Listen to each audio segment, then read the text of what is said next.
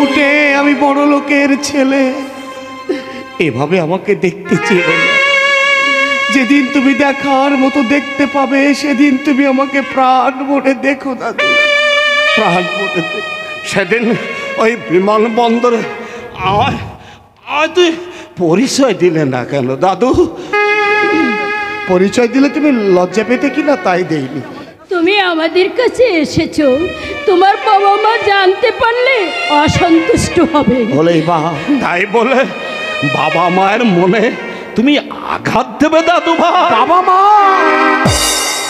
বাবা মা, যার বাবা 10টা পয়সার জন্যে, এক মুঠো ভাতের জন্যে, এক টুকরো রুটির জন্যে প্রচন্ড রোদ ঝড় বৃষ্টি উপেক্ষা করে মুঠে চাই বলে বাবুদের কাছে কাতর মিনতি জানায়, অথচ সে নিজে গাড়ি চড়ে, ক্লাব পার্টিতে হাজার হাজার টাকা খরচ করে, যার বউ প্রতি মাসে মোটা অঙ্কে মদের বিল মেটায়, দিনে 10 বার পোশাক বদল করে, অথচ তারই মা সেরা শাড়ি পরে তারই সংসারে ঝি খাটে। দাদু, আপনজনদের প্রতি যাদের এমন নিষ্ঠুর ব্যবহার, আমি যদি তাদের ছেলে হয়ে একটু তাদের মতো না হই, তাহলে আঘাতের ব্যথাটা তারা বুঝবে কেমন?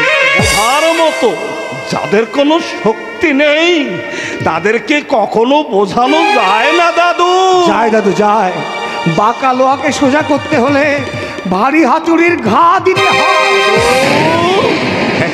এই দেখো, এমনি খুশির দিনে ওসব প্রসঙ্গ থাক দাদু। ও অহল্যা, আমাদের আসলটা ফাঁকি দিল। ওদের পরিমাণ আমাদের জন্য জায়গাটা ঠিক পূরণ করে দিয়েছে। এমনি ভাবে 25টা বছর আমরা তোমার জন্য অপেক্ষা করছিলাম দাদু।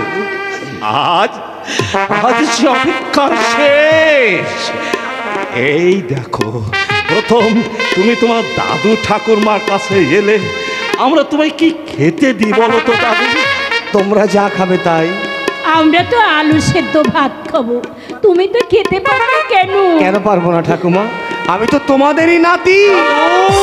ওই বড়লোক বাবা মায়ের পরিচয় আমার কাছে আমার চাষি দাদু ঠাকুরমার পরিচয় যে অনেক গৌরবে। হিরণ্যকশিপুরের ঘরে প্রহ্লাদ জন্মেছে। অহল্যা, প্রহ্লাদ, আজ তুমি দাদু নাতিকে একসঙ্গে খেতে দেবে অহল্যা। ও অহল্যা, ওই আলু সেদ্ধ ভাত আজ আমার কাছে যে রাজভোগের চেয়ে অনেক বেশি অপাদেয়, অনেক বেশি অপাদেয়। এই তো আমার স্বর্গ,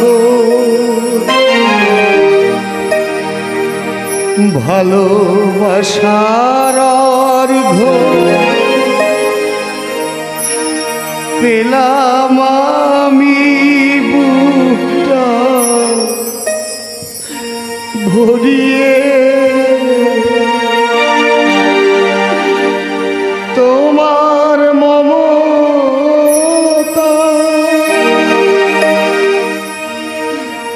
তোমার ভালোবাসা এ সংসারে খুশি দেব ভরিয়ে। এই তো আমার স্বর্গ, ভালোবাসার অর্ঘ পেলাম আমি বুকটা ভরিয়ে।